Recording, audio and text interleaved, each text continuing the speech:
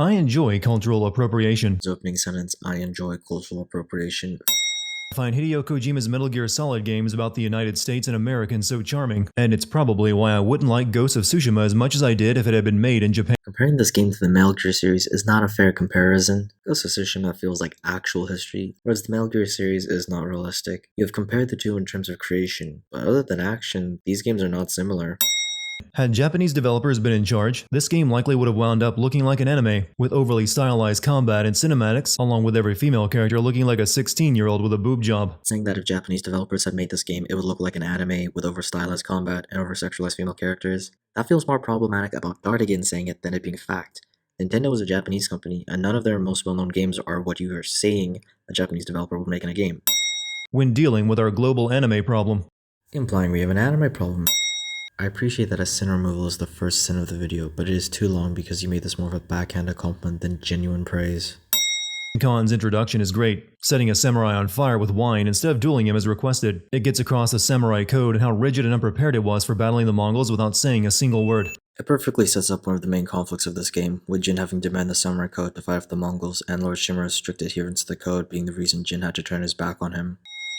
I ended up really liking the combat system in Ghost of Tsushima. It's realistic, pretty snappy, and every enemy encounter I had was usually a unique fight and had a chaotic feel to it, and here is where that but you were expecting invades that praise. I'm not going to overlook the lack of a dedicated lock-on option, which I think led to some of that chaos, since often I couldn't control who Jin would attack, so I would end up swinging my katana in a stance meant to counter shield carriers at a spear wielder instead, who would then effortlessly parry my attack and run a lance through my temple. Then there's the camera, which never felt like it worked right, and would often show me the inside of a wall or a close-up of Jin's face whenever I had to fight in a cramped environment. Save the close-ups for the cutscenes game, and get these issues ironed out for the sequel so I can take a sin off for an otherwise great combat system. From my own personal experience on the Ghost of Tsushima subreddit and my own playthroughs, I did not really think the lack of a lock-on feature was very bad. If you push your analog stick towards an enemy, Jin will attack in that direction. The camera can be bad, but complaining about that feels off to me because almost every open world game with a combat system like this always has a camera issue. Jin and his uncle Shimura were the last two samurai who remained alive after the failed bonsai charge on the beach, so they decide to face Koten Khan head-on when explosives send them flying. Jin comes to and sees his uncle being captured, then takes a couple arrows to the spine and goes down again, only to wake up days later, having been dragged away from the beach by Yuna. How she knew Jin was still alive is never explained, since he had a couple arrows sticking out of him and wasn't moving, and I doubt she had the option of checking through samurai lying on the beach for a pulse when Mongols were running around. As you see in the end of Act 2, Lord Shimura will risk lives to take down the Khan, including all of the samurais, and even all of the people of Tsushima. This does not seem out of line for this character.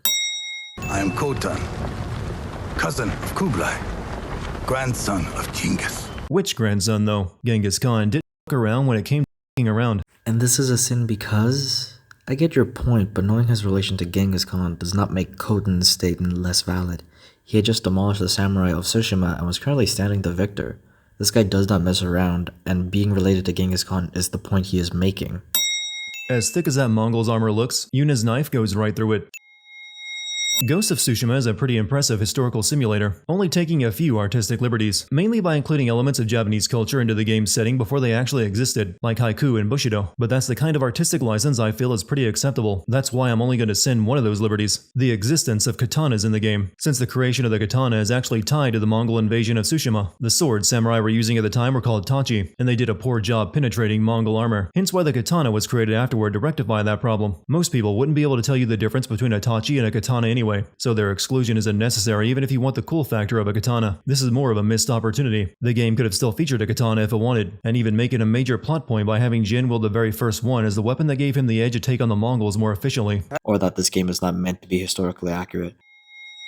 You struck first last time, unless Jin means a samurai who went down to face Koten Khan and was set on fire. Jin actually does the same thing as him here. Yell loudly to get the Khan's attention for a showdown. It goes about as well. What you fail to keep in consideration is that this is exactly what Lord Shimura would do. Have the enemy ready to fight you, which means Jin goes in with no advantages. And since Jin was raised by Lord Shimura, it makes sense Jin does the same thing. For a guy who bragged about how much he studied his enemy before coming here, Koten Khan really doesn't understand the samurai belief of fighting until death and no surrender. Other than Lord Shimura, Jin will have nothing to gain from a victory here. Getting Jin and Shimura to surrender means that he has broken the samurai and ensures his victory on the island of Tsushima. Jin survives this, doesn't even drop his katana. This is a video game. Suspension of disbelief is required to enjoy almost all games. What? You're telling me that Spider-Man is a bad game because Peter can stick to walls despite his entire body being covered by his suit? Ghost of Tsushima has a lot in common with Assassin's Creed, mostly in a positive way, because it takes everything Assassin's Creed does and does it better. However, dead parents for character motivation rears its head here as well. Here, because this game should not be considered similar to Assassin's Creed. I understand why, but let this game have its own identity instead of constantly calling it a Japanese Assassin's Creed. And the second being that Jin is not motivated by his father's death. Like, at all. His death explains why Jin is so close to Lord Shimura and why that relationship is important to Jin. The game implements a rather novel navigation system where you swipe the touchpad to blow wind in the direction of your marked objective. It's a feature I can get behind, since it keeps me from staring at a minimap with GPS lines drawn on it for hours on end. Other open world games might as well have the same graphics as found on the Atari due to how much time you spend looking at a two-dimensional minimap, though I suppose that this game would qualify as a horror game to those with pollen allergies due to the amount of dust and pollen your guiding wind kicks up. Dardigan brings up a good point. Ghost of Tsushima plays around with a morality system, sort of how Sucker Punch's old Infamous games did, but it's only surface level, and your playstyle changes nothing but the weather. You can play the game as a stealthy assassin who stabs people in the back, or confront everyone head-on samurai style, without it really affecting the plot. The issue being cutscenes where Jin takes the non-samurai route with you having no control over it, and this ends up being a major plot element later. On one hand, I'm actually glad they didn't tie this game to such a system, but they do offer the illusion of it while forcing the story in one direction. I totally agree. I went into this game thinking that this had an impact, but it doesn't. Granted, going over the Infamous games, the choices you made didn't have a huge impact over the ending, so making this just affect your own playstyle seems like the best option. Ishikawa is the master archer Jin needs to help retake Castle Canada, but he's tied up in the affair of his student who betrayed him and is now working for the Mongols to teach them the way of the bow, which is a pretty laughable idea. One of the reasons Mongols were the dominant military force of their time was their skill with archery, especially while on horseback, which is something that never happens in this game oddly. The few times I encountered mounted Mongols, they never used bows. I'll admit, I didn't think I'd agree with this many sins in a row, but this one I think is a bit unfair. If the game was just Jin fighting the Mongols and recruiting people without them getting anything in return, the side characters wouldn't really get any development, and the point of the Mongols not using bows much in this game comes back to it being a game. It'd be hard to write characters in an open world game, along with writing a compelling plot. The trade-off between linear storytelling versus an open world to explore at your own leisure is a big one. You might be able to add a few memorable characters to the game, but often the plot will either plot along or end up being competent enough to get the job done without tripping over itself. And that's how I feel about Ghost of Tsushima's plot. The game has come dressed for success, but the characters pale in comparison to the exploration and combat. That's why for the first half of the game, you spend all of your time gathering allies and dealing with their assorted personal issues to get them to help you storm the castle to rescue Jin's uncle. Then after you do that, you have to do the same thing again for an entirely different castle, and then do it a third time in the final act. And it isn't like those characters you gather are standouts. They, like the plot, are there to get the job done. You might as well give them yellow hard hats and orange vests and traffic wands that guide cars along. The first part of the sin should be a sin removal, and I'd really like it to be. But Dardigan does not get to the point of the sin, and I find it to be over-exaggeration. This sin is for an explanation of a sin being unnecessarily long. That's why for the first half of the game, you spend all of your time gathering allies. Dardigan says you spend the first half of the game gathering allies. That is not true. You spend Act 1 getting your named allies, who have their own side stories, that you can choose to do before or after finishing the game, with the exception of Norio as you meet him in Act 2, but all of his missions are a part of a side story as well.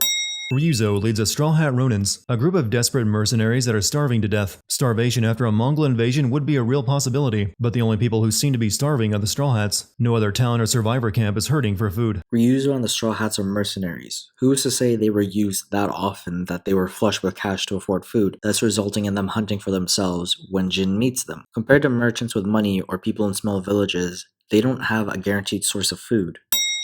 How exactly are you planning to get enough food to feed a small army off a Mongol ship with just the two of you? That takes time, and the distraction on the beach would only buy you so much. We just saw the army of Straw Hats in this mission. You know that the Straw Hats are much less than the Mongols on the beach, meaning they definitely have more than enough food for the Straw Hats if it were there. If you think just a little bit on this, if Jin and Ryuzo had successfully taken the ship, they would bring it ashore to unload, or, since all the Mongols were defeated, have the Straw Hats come and collect from the ship. You only question this because they didn't get the chance. After raiding a fort only to find the Mongols had moved the food to a ship, and then finding the ship also had no food, I have to wonder what the Mongols stationed here were eating. My best guess is on a different ship, and they had that one as a decoy. Yuna made her brother Taka out to be the best blacksmith on Tsushima, able to forge the tool Jin would need to scale Castle Canada's walls, but all he makes is a simple grappling hook, something any blacksmith could have forged. Well, Taka is a unique blacksmith. He made a tool without the knowledge of a grappling hook while under the stress of being attacked by Mongols or bandits, which are still a threat in the game. Being able to come up with a unique tool like that shows that Taka is a good blacksmith, and Jin could have gone looking for a different blacksmith, but that would be a waste of time when he already has one. Where are you? Ryuzo? Tsushima Island is pretty big, yet Ryuzo somehow found Jin in Komatsu village with no way of knowing where he would be. This is just something common in games, and I am not going to pretend I could explain this, since it doesn't add much since this isn't something that needs to have time used to explain it, because it doesn't move the story forward. After saving Ryuzo's men from the Mongol fort they were being held in by capturing it, the Straw Hats' food problem should be solved. Ryuzo even mentions that the Mongols fed his men that were locked up here, so they could just take the food that was stored here, but they don't. We aren't given a reason as to why they were fed, since the Khan doesn't even feed Ryuzo's men later. Not taking the food here or eating Jin for rescuing them was just a dumb move on Ryuzo's part. I look forward to visiting it, while I leave you here to starve to death. Why haven't you already done that? You left half the island outside of your control while you had pointless talks with Lord Shimura. On that same note, why are you still on Tsushima? The point is to invade mainland Japan and take control of it. The longer you wait around here, the more time the shogun has to shore up his defenses. I already mentioned this before, but additionally, what would the Khan gain from ever saying the extent of his plans? Or if he was given orders? That would just be helping the enemy unnecessarily. There is no guarantee of any payment for giving information on Jin, since the bounty wants someone separate from the Mongol army to kill Jin for them. Ryuzo being in the castle does not mean they knew when Jin would attack, nor would Ryuzo. The only thing that is certain is that he would, and Ryuzo was probably just staying there, waiting for him. Why take Lord Shimura out of his cage and keep him in a room while the castle is being raided? He's Khotin Khan's biggest hostage. Why not take him to the other fortress or kill him? The Khan knew that Jin was no longer being an honorable samurai and could see Lord Shimura was never going to join his side. Killing him would anger Jin, but allowing both to live allows a rift to form, ensuring at least one of them dies. Admittedly, this was a bad decision because the Khan still dies. History tells me that the aristocracy wouldn't give much of a damn about invaders burning a few peasants outside of the castle, or at least not enough to open the gates and surrender without a fight. This is a video game that does not say it is true to history, further pushing it away from Assassin's Creed. We will take back your castle, Uncle. And destroy the Mongols. This sounds like the plan you should have come up with when the Mongols first arrived instead of leading a suicide charge against them on the beach. They were facing a new enemy who knew all their weaknesses. How could they have overcome those odds until now without having any of the knowledge of how to combat them effectively? We are 80 samurai against an army, fighting to slow the invasion. Today, I die for my people. There must be thousands of them. We will face death and defend our home.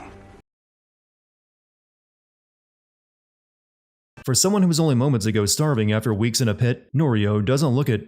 I don't know if this qualifies as fat shaming, but I'm sending it regardless. We don't know what Norio looked like before he was starved, and it's possible to put on a lot of weight after being starved because your body is now used to making do with a low calorie intake, so when you do exceed that on a normal amount of food, it will cause a tremendous amount of weight gain. Pointing this out isn't a sin of the game, it's just unnecessary.